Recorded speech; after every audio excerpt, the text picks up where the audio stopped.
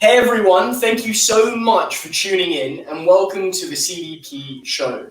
I'm your host, Noah Green, and here on behalf of CustomerLabs. We're on a mission speaking with marketers, tearing down their learnings and findings across hyper-growth scale-ups and startups that have experienced this rapid growth to be able to understand the lessons they have to share across the evolution of their Martech stack. Today I'm here with Yaagneshwaran Ganesh, a top 100 global Martech influencer, a TEDx speaker, and a best-selling author. Thank you for joining me, Yag. It's great to have you here today. It's such a pleasure to join you, Noah. It's an honor for me. Thank you. And yeah, it's great, even virtually, which I'm sure one day, once this all blows over, we'll meet in real life as well when you come to London or I go out there. So before we get into everything, I'd love to hear more about your most recent venture that you're going to be launching in a couple of days, the revenue marketing book. So when is it coming out? So the book is going to be out in the next 2-3 days. Amazon based on how it pans out, but I'm expecting it to be at best out by early next week. So that's the ideal date I'm looking at. And it's been a pretty interesting project for me to work on this because over the last 10 years or so, what I've observed in marketing is the most difficult thing is to get marketing identified towards a revenue outcome. In a sense, it's very difficult to quantify what marketing brings in. And more often than it happens that people still traditionally look at marketing as a party planning committee, or at best a team that writes content or runs ads, or events and things like that. But there's much more than that, right? So you need to be able to be accountable to a proper revenue outcome. You need to know which channel contributes to how much of revenue. And a simple yardstick to that would be like, broadly, when we calculate the CAC, that is the customer acquisition cost, we tend to look at what the company spends as a whole and how many customers do we acquire out of it, or what's the revenue that we generate out of it. And that's how CAC is calculated in a blended model. But it's very important to look at CAC from a channel standpoint. When I say channel, you need to know how much your social media is giving you, how much your AdWords is giving you, how much your content is giving you, so on and so forth. So the whole idea is of this book in one line is, how do you go about building a predictable and repeatable process to generate revenue using marketing? So that's what this book is all about. That's really, really interesting. Nice. So how are you feeling right now? It's coming up. It's coming out shortly. What's your thoughts at the moment? Are you very excited for the book to come out? Yeah. It's absolutely right. It's something like you're waiting for your baby to come out. So it's that kind of a situation. So pretty excited and kicked about it. And at the same time, I'm pretty confident because this is one of those books, or probably first of my book, where I've had more than 300 people in my waiting list who wants to access this book. So that's pretty exciting to have an audience to go to. And an interesting story is that I ran a Kickstarter campaign for this book because given that we are in a coronavirus kind of a situation, I wanted to make this book available for free, at least the digital copy of the book, to as many marketers as possible. And so I went to Kickstarter and I said, hey, if I can raise about 500 euros so that I'll be able to cover the marketing budget to reach out to at least, say, 10,000 people, then I will be able to give this book for free. And please help me by joining in this journey and to help me make this happen. And in about 72 hours, we were able to reach the goal. And that was quite a fantastic journey as well. Awesome. That's so cool. That's really, really, really cool. So, all right, let's get into this. Although I feel like we already are into this and understanding your book. So can you tell us, I'd love to know a bit more about revenue marketing and why should every marketer think about it? Right. So at the end of the day, you want every marketer to be, evaluated to an outcome. In the sense, like more often than not, marketing is very, very difficult to attribute. So attribution is one of the largest, problems or pain points that marketers have had for a long time. So look at the different functions, right? So when you look at AdWords, you know that, okay, based on so many clicks, for so much what I'm paying, this is the number of clicks that I'm getting. Okay, there's a clear outcome there. But for example, when it comes to something like an event, right? So Mhm. think of somebody spending, say, $20,000 or $30,000 on an event budget, and they are at best they are getting 10 feet by 20 feet booth. And the thing you have to know is that the thing why people come to the trade show that they are attending is not to visit your booth. The purpose is very different. They're coming there to listen to a keynote speaker or to network with peers in the industry, so on and so forth. So the main action of a trade show is not going to happen at your booth. And even if you meet, the chances of that converting into a relationship and thereby to a customer is a long cycle. Similarly, think of somebody flying a blimp over a competitor's event. What happens? I mean, it gets you a lot of PR, but you will not be able to measure or attribute the number of signups that your product it drives for your product The number from of that. eyes, yeah, because you can't measure the number of eyes that get to expose Yeah. to the blimp. Yeah. Yeah. So it's all about trying to make marketing as measurable as possible and try to see what is working, what is not. So experiment in smaller cycles and see, do only the things that really contributes to the revenue. So that's Mhm. what it's all about.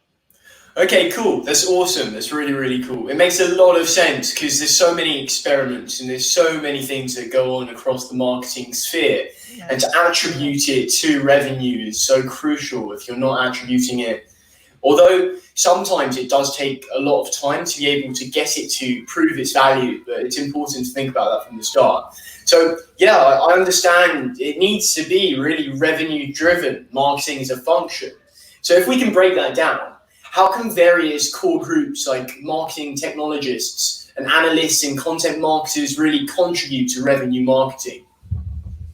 Right. So I think everybody has a very clear function to it, right? So marketing technology should be able to understand the entire customer journey, and Mhm. they need to build up a set of tools in each of the journey to measure or capture the actions and behavior of your users. So there are two parts to this. One is you need to have certain tools so that you don't miss out. At the same time, you don't have too many tools which are not being used by your marketing team. So when it comes to marketers, it's also that no marketer wants to log into tens of twenties of tools on a daily basis to do a set of actions that they do, right? So say even if I'm a content marketer, I don't want to look at anything beyond Google Analytics or probably a content recommendation tool kind of a place wherein I get exact feedback as to what kind of content is working, what kind of content is not, or what is converting, what is not. So the job of a marketing technologist there is to actually understand that journey and make sure you are capturing those core pieces of customers' journey and you're able to get that feedback to your marketing team. Similarly, analytics, right? So even when it comes to analytics, let's say you capture this information for a content marketer, just going Mhm. by the same example. You need to tell them that what kind of content is being consumed by the C-level executives, what kind of content is consumed by the users of the product, what kind of content is consumed by the decision makers of the product. Because at the end of the day, most of the teams, content marketers or the sales enablement folks tend to work in silos. Yeah. And they create a lot of content. They have a content strategy, but more often than not, the salespeople do not even know that this piece of content exists that I could use as part of my Mhm. conversation, or which I can send out as soon as the conversation ends to build the confidence. So you need to know which piece of content is working. So Yeah. that's where I think all of these come together. Then again, think about the VP of demand gen. You need to make sure that you're actually nurturing your leads in a very specific way. In the Yeah. sense, like you don't want to send across those leads to your sales team who have just downloaded an ebook. And at the end of the day, you're going to lose confidence from your sales team because the people who downloaded an ebook just wanted access to that ebook and they were not necessarily looking to experience your product or use your product. So you need to nurture them over a period of time. And what time the transfer happens, the handover happens, is extremely important. So everybody needs to be hooked up to that cycle, and they need to agree upon what's their role and what are the thresholds or what are the SLAs that they agree to. And that's what this journey is all about. Yeah, and I guess as you start to score those MQLs, you can start to identify those different points at where you should actually know that they're ready to hand over to sales and whatnot. So yeah, Right. it's But really interesting that you brought up MQL. In fact, I have a very specific chapter in my book which is called "Ditch That MQL," which is because at the end of the day, why. MQL is the reason I say that is MQL. The definition of MQL differs from company to company, and at the end of the day, a salesperson wants to spend on the set of leads that he or she thinks is likely to convert, and that takes a certain maturity in the kind of content they've consumed or what they have specifically asked for. So just like how I said, you don't want to talk to somebody who downloaded an ebook. You actually want to talk to someone who used your free tool for a month and now is looking to upgrade and is looking for features or things like that. Or you need to know where they are in the maturity curve in becoming a customer in Yeah. their buyer journey, and need to spend your time wisely on the right kind of people. So that's where I think this really brings about a change. Okay, cool. Fair enough. That makes sense. So ditch that MQL. And yeah, it's really interesting as well that you mentioned with the content marketing, to be able to know, the content marketer needs to know exactly what stage and what piece of content is needed to hand over to sales enablement, and that's how they prove revenue on their efforts, because that constitutes that actually contributed to the sale and moved someone further as a touch point within their journey. That's a really interesting way and takeaway to take from that. So I'd love to understand, what are some of the key areas that companies getting into revenue marketing should really focus on?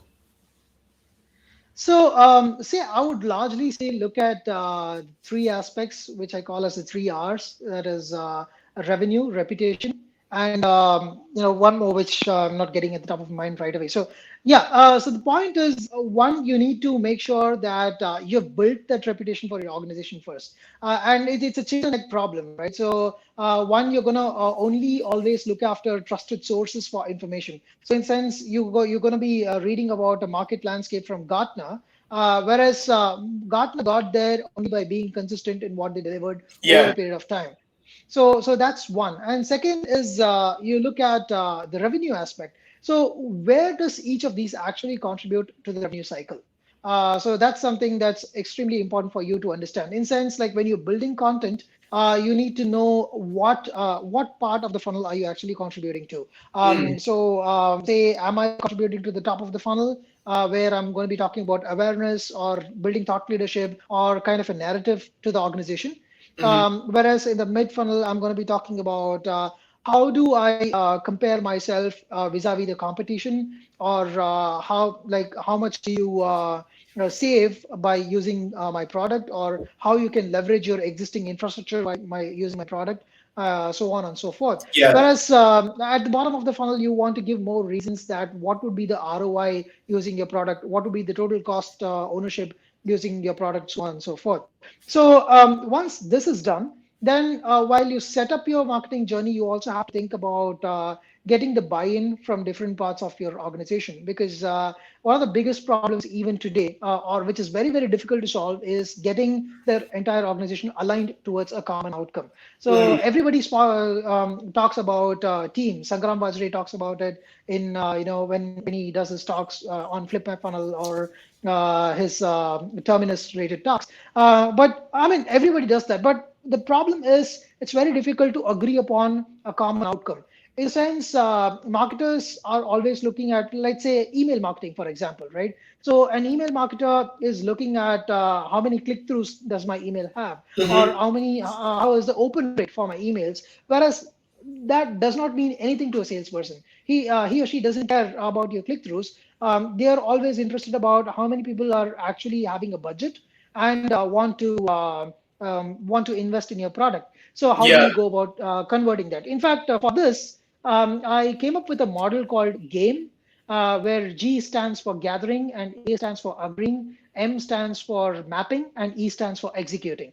Right. So you have to first gather information about what problems are you solving, and who is it for, and then who are the list of customers that you need to go after, or whom do you see as your prospect? And then sit with your sales team and try to understand, right? Do they also see the same way? At the end of the day, if you both don't agree on the persona, then the fundamental ICP that you formed for the company itself might not be really valid. So sit, agree upon, and make sure that you both agree, and then start mapping your marketing programs. Identify what programs do you do, ABM, do you do content, do you look at say email campaigns, do you look at AdWords, do you look at social media, and what personas do I map this to, what industries do I map this to, and what activities to target each of these persona. Once that happens, then the execution cycle comes in.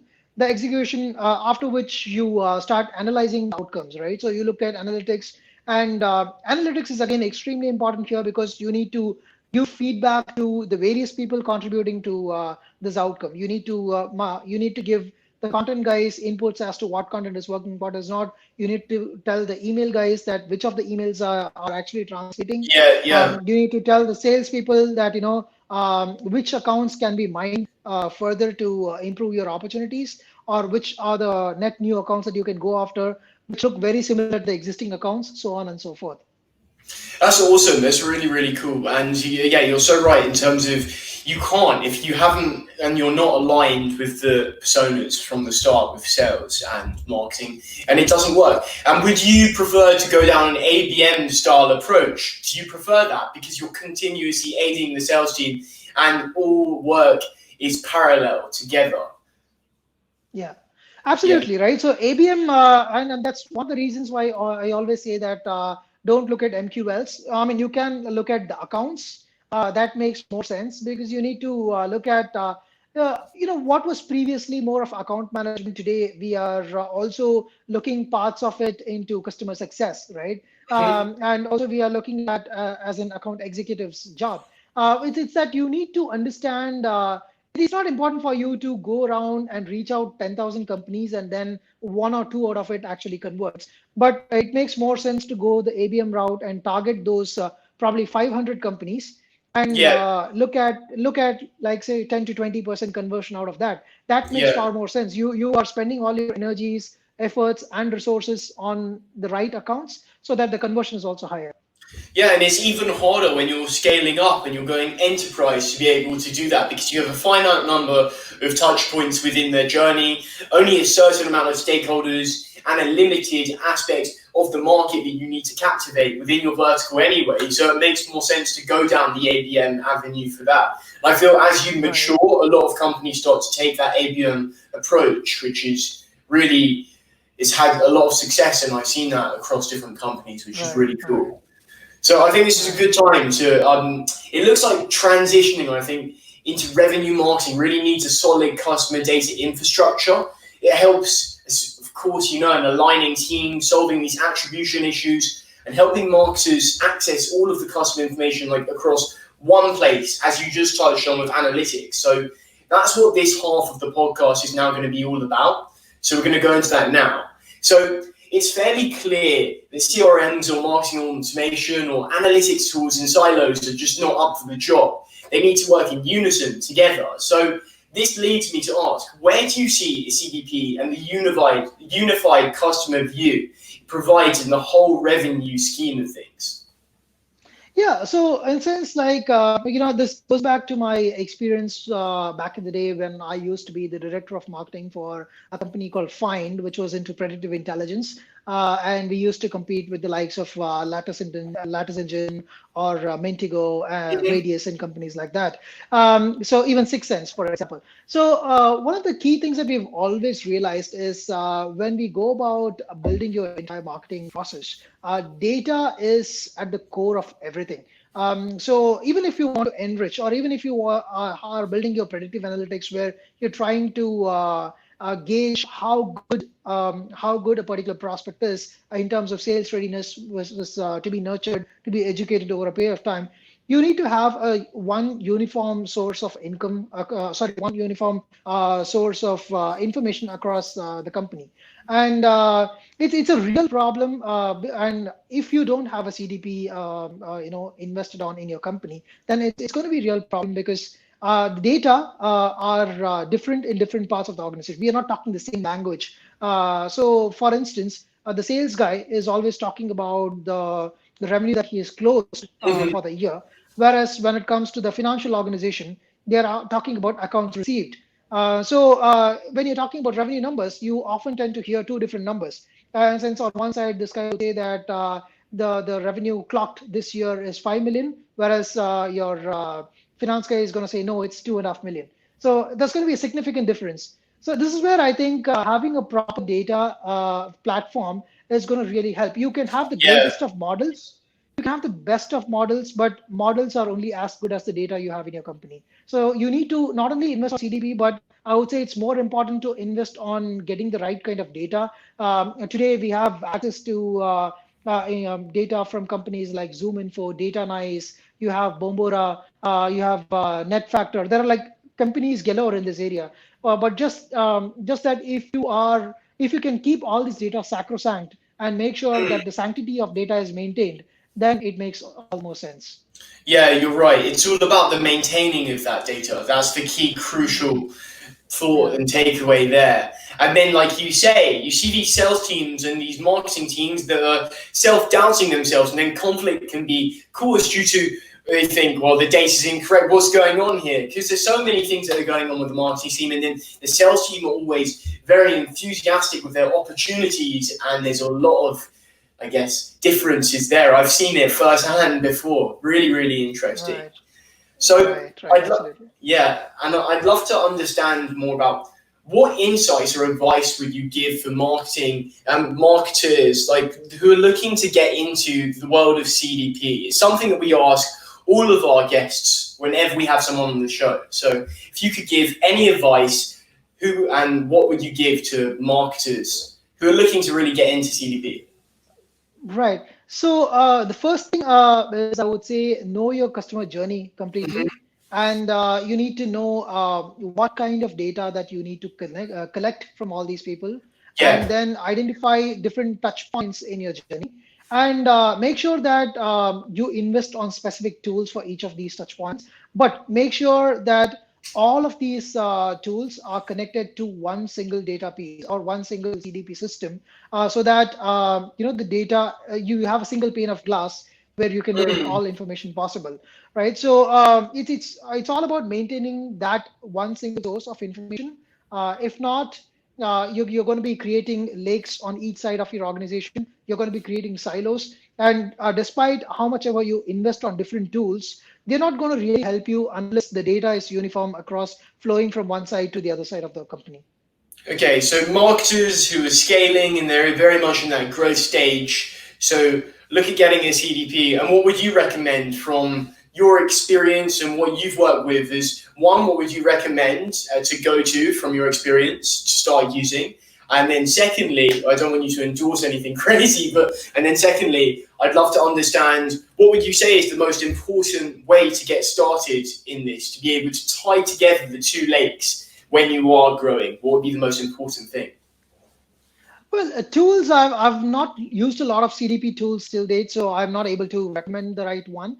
But I would say a good place, like I've always followed, the talks of David Raab Yeah. when it comes to CDP. So I would say, his content is quite great. So since I'm not well versed in the Mm. hardcore of CDP, I'm not going to be saying anything. I mean, I don't want to come across as someone Of stupid. course, of So course, of course. Yeah, that makes So, sense. but yeah, but I would definitely say that look at David and look at his information. I've loved the conversations between David and Scott Brinker. So they Mhm. are two really good people to look up to in terms of information. But at the end of the day, if but one thing I've always observed, regardless of the tools, is that make sure there is a lot of adoption for your tool in the company, because it's not just about the investing on a CDP.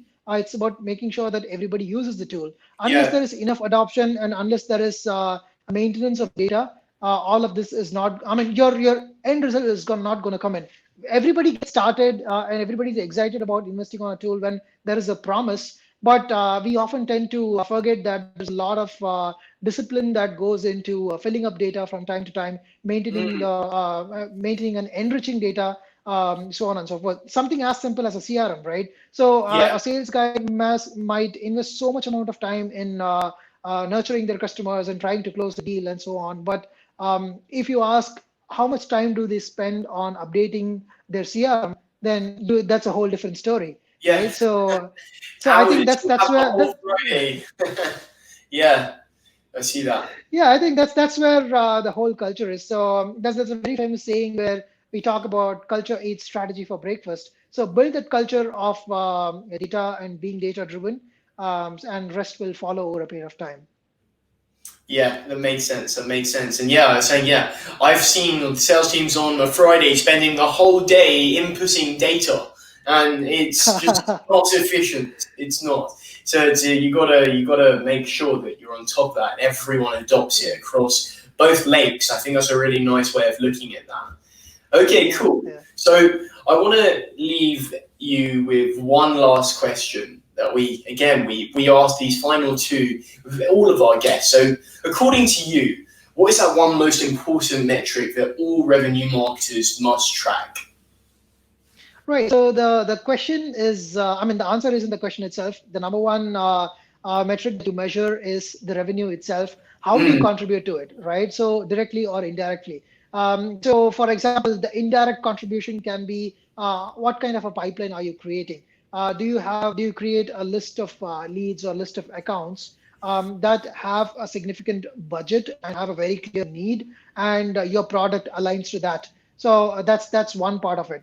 Second is, how does your each of your activity contributes directly to revenue? So start measuring that. Stop doing any activity that doesn't contribute to revenue. In the sense like, yes, PR makes a lot of sense, but think of yourself from a standpoint where are you there at that stage of your organization where you can invest in PR, right? mm, So if you're just started your company, then the number one thing you want to do is to make sure your company stays afloat and is sustainable through this year and the next. So you start working about around things like that. For what do you want in those times is you need the right kind of people interested in your product. You need more people trying out products, signing up top of the funnel. So invest more yeah, things there.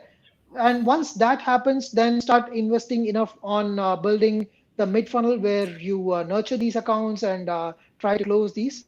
And yeah, you and second most measurable thing that I would say, a metric that you want to keep looking at is the churn factor, right? Always look at various signals that your current customers are exhibiting, and if you can take action on time, you can reduce the customer churn by a big percentage, by a big margin. So these mm. are two things that I would always say keep your eye on. That's really interesting. The charm factor is a big one to take away. You need to be watching that, especially at the moment when retention is such a big conversation right now with everything going on. It's so crucial to Yeah. be on that as you retain your users across the Yeah, funnel. yeah, especially given the corona condition that we are in around the world. Right now it's more important than ever to ensure that your existing customers stay with you than trying to hunt for new, because the priorities of others are very different, and now Mhm. might not be the best time to do cutthroat sales pitch. So it makes sense Yeah. to retain your customers now. Yeah, they've got to become your champions and your best advocates and stay with you. Keep them close because other people will be desperately trying to poach other customers right now at this stage. So, Yeah, yeah, yeah, yeah. retention is crucial. Really interesting Right. and a great one to finish on. So, it's all we have time today for. I hope you all enjoyed this episode, all of you that are watching or listening. And thank you so much for joining me, Yang. It's been a pleasure finally speaking to you and having you on the show today. Thank you so much, Noah. It's been such a pleasure meeting you as well, and I'm sure we'll continue to stay in touch. Thank you so much for having me. Awesome. And one last thing before we go. How can they get hold of your book? Where can they go to get your book? If they want to go and get the revenue marketing book, how do they access that? Sure. So it's going to be up on Amazon pretty soon. So I'll make an announcement on LinkedIn. I invite all of you watching this to get connected to me on LinkedIn. I'm pretty active there. And the second thing is, of course, if you want the book for free, you can also come to my website, which is yaagneshwaran.com/books. So this book is going to be right there. Just click on it. download it for free. And I'll make a promise that I'm not even going to ask for your name and email. I'm not after data collection. I'm just after giving this book for free and make sure that people are making use of this and as many relevant marketers read this up. So that's all I'm asking for.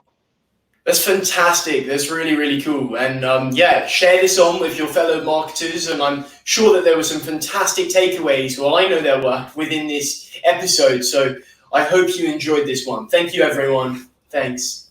Awesome. Thanks. Bye-bye. Bye.